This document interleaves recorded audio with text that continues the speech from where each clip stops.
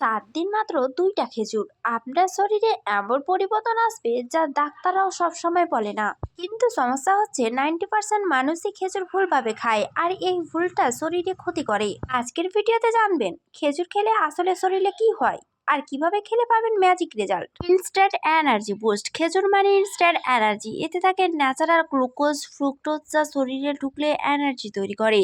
তাই রোজা ভাঙতে খেজুর এটা কোনো কাকতালীয় না। রক্ত বাড়ায়। আপনার কি মাথা ঘোরে, দুর্বল লাগে? খেজুরে আছে আয়রন, যা হিমোগ্লোবিন বাড়িয়ে শরীরকে শক্তিশালী করে। পেট পরিষ্কার করে। 90% রোগ শুরু হয় পেট থেকে। খেজুরে থাকা ফাইবার আপনার ডাইজেস্টিভ ঠিক রাখে, কোষ্ঠকাঠিন্যকে দূর করে। হার্ট প্রোটেকশন করতে সাহায্য করে। খেজুর আপনার হার্টকে প্রোটেক্ট করে।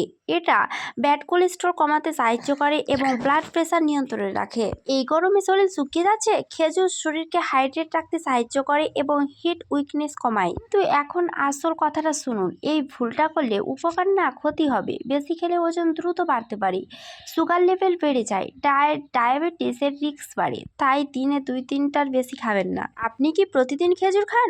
আজ থেকে শুরু করুন। 7 দিনের ভিতরে নিজেকে পরিবর্তন দেখবেন। এমন পাওয়ারফুল হেলথ টিপস ভিডিও পেতে অবশ্যই চ্যানেলটা সাবস্ক্রাইব করে রাখুন।